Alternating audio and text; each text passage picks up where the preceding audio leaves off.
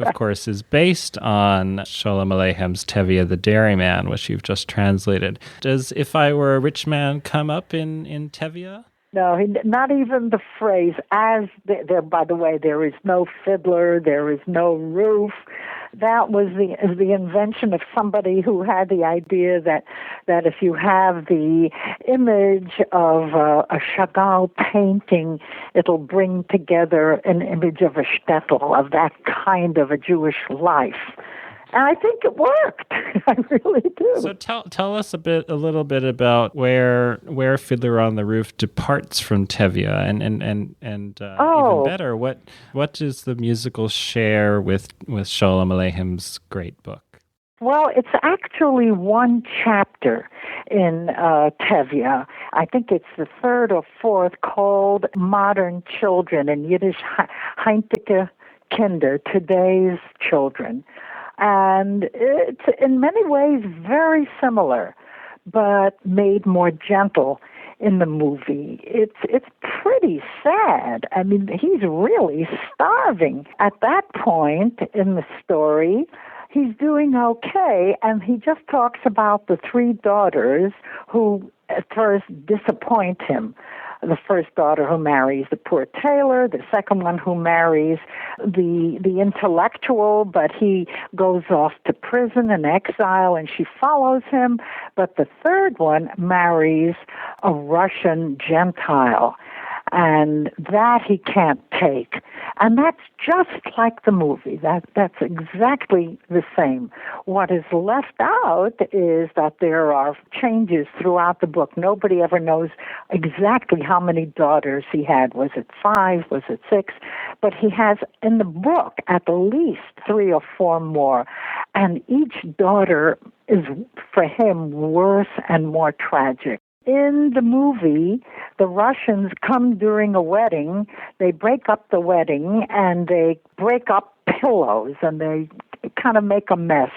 In the book, they kill people. It's a pogrom. So there are some very sad parts, but typical of Sholem Aleichem, bittersweet. He deals with it all and describes it all. So, and when you say he throughout this, you're referring, of course, to Tevye. So just tell us a little. Yes, it's done in the first person. So tell us a little bit about Tevye and where Sholem Aleichem may have gotten the idea. That's easy. Uh-huh. He was a real person. Ah. Yeah. He was their dairyman. He would come to the house every morning or every other morning with milk and cheese and butter. He would come in through the servants' entrance. They were rich, I'm telling you. And they had other servants, and this grandmother who squealed on him was still living with them and took care of the kitchen. But he, I guess, met Tevye one time, and he was a real character, just like in the book. And so he would make time to sit with him in the kitchen at the table and listen to his stories.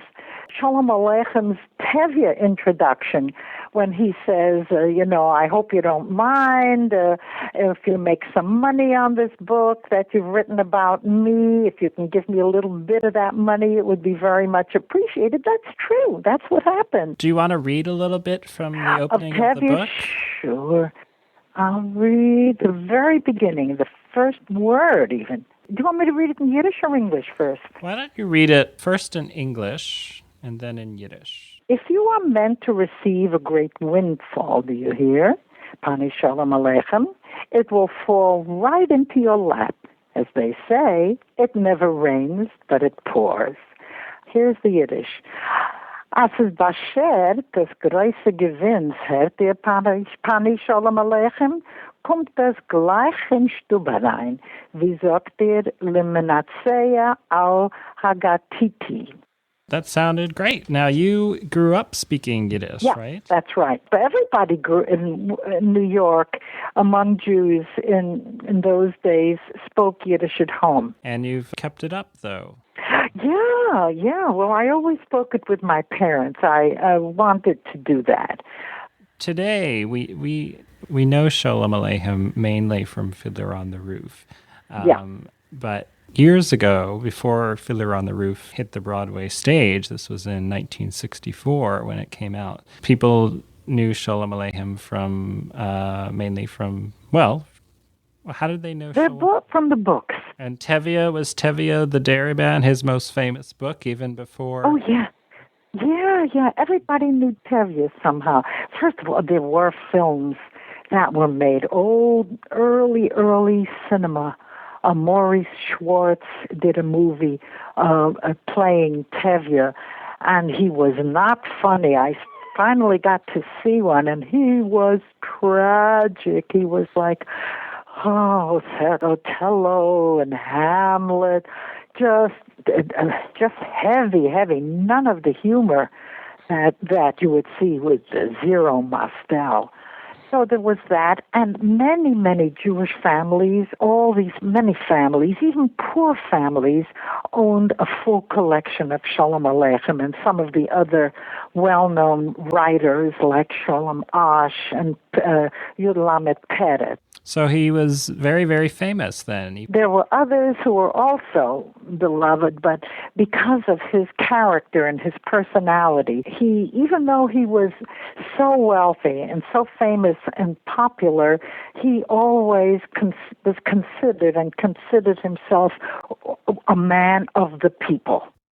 You're listening to Penguin Classics On Air. This program is brought to you by Penguin Books, publisher of The Shadow of the Wind.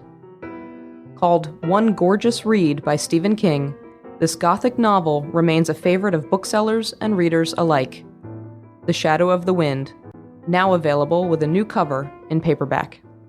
Welcome back to Penguin Classics On Air.